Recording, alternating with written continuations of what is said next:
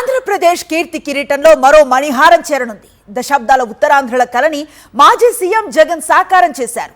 ఉత్తరాంధ్ర ప్రాంత అభివృద్ధికి ముఖ్యమంత్రిగా వైఎస్ జగన్ తీసుకున్న నిర్ణయంతో భోగాపురం ఎయిర్పోర్టు త్వరలో సేవలు అందించనుంది. రన్వేపై తొలి విమానం ల్యాండ్ అయింది. మరో 5 నెలల్లో పూర్తి సేవలు అందుబాటులోకి రానున్నాయి. ఉత్తరాంధ్రలో వైఎస్ జగన్మోహన్ రెడ్డి దృఢ సంకల్పంతో నిర్మాణం చేపట్టిన భోగాపురం ఎయిర్పోర్టు పనులు దాదాపు 96% పూర్తయ్యాయి. టెర్మినల్ పనులు పూర్తి కాగా ఇంటీరియర్ పనులు జరుగుతున్నాయి. సాంకేతిక అనుమతులు, స్థల సేకరణ, రైతుల వివాదాలు అన్నీ చాకచక్యంగా పూర్తి చేశాక మాజీ సీఎం వైఎస్ జగన్ 2023లో ఎయిర్పోర్టుకు శంకుస్థాపన చేశారు.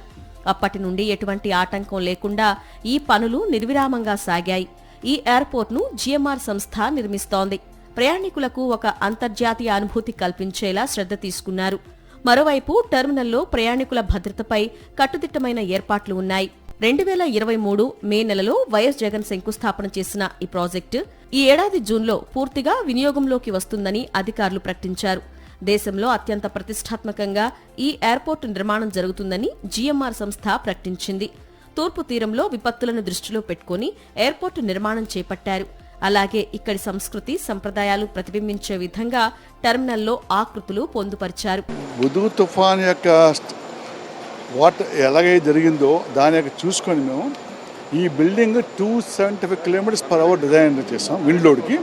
అలాగే 270 mm రెయిన్ తట్టుకునే రూఫ్ డిజైన్ చేసి రెయిన్ సిస్టమ్ చేసాం. సో దానివల్ల అంటే మన యొక్క ఈ టెర్మినల్ కెపాసిటీ బూస్ట్ అవుతుంది. ఇది విస్టాండ్ తుఫాన్ తట్టుకుంటుంది అన్నమాట. వైఎస్ జగన్ శంకుస్థాపన చేసిన భోగాపురం ఎయిర్పోర్టులో చారిత్రక ఘట్టం ఆవిష్కృతమైంది. 3.8 కిలోమీటర్ల రన్వేపై తొలి విమానం ల్యాండ్ అయింది. ఎయిర్పోర్టు వర్గాలు దీనిని ఫస్ట్ కిస్ గా అభివర్ణిస్తున్నాయి. ఢిల్లీ నుంచి వచ్చిన ఎయిర్ ఇండియా A320 విమానం ఇక్కడ ల్యాండ్ అయింది. తూర్పు దిశగా ఉన్న బంగాళాఖాతం మీదుగా రన్వే వైపు వచ్చిన విమానం 28 నెంబర్ వద్ద రన్వే టచ్ చేసి ప్యాసింజర్ టెర్మినల్ వైపు ప్రయాణించింది. మొదట ఎయిర్పోర్టు నిర్మాణానికి ఎన్నో అడ్డంకులు వచ్చాయి. సుమారు 200 మంది రైతులు వివిధ కేసులను ఈ భోగాపురం ఎయిర్పోర్టుపై దాఖలు చేశారు. వైఎస్ జగన్ ప్రభుత్వం వచ్చాక నిర్వాసితులకు భరోసా కల్పించడంతో కేసులు వేసిన వారంతా ఉపసంహరించుకున్నారు. భూములిచ్చిన వారికి 32 లక్షలు, 33 లక్షలు, 36 లక్షల చొప్పున పరిహారం చెల్లించారు. కోర్టుకు వెళ్లిన రైతులకు ప్రభుత్వం 8% వడ్డీతో పరిహారం చెల్లించింది. దీంతో అడ్డంకులు తొలగిపోవడంతో ఎయిర్పోర్టు నిర్మాణ పనులు చకచకా సాగాయి. దశాబ్దాల కలను సాకారం చేసినందుకు మాజీ సీఎం వైఎస్ జగన్ కు కృతజ్ఞతలు తెలుపుతున్నారు ఉత్తరాంధ్ర ప్రజలు. భోగాపురం ఎయిర్పోర్టులో తొలి విమానం ల్యాండింగ్ ఏపీ అభివృద్ధి మార్గంలో ఒక మైలురాయి అని కొనియాడారు వైఎస్ఆర్సీపీ అధ్యక్షుడు మాజీ సీఎం వైఎస్ జగన్.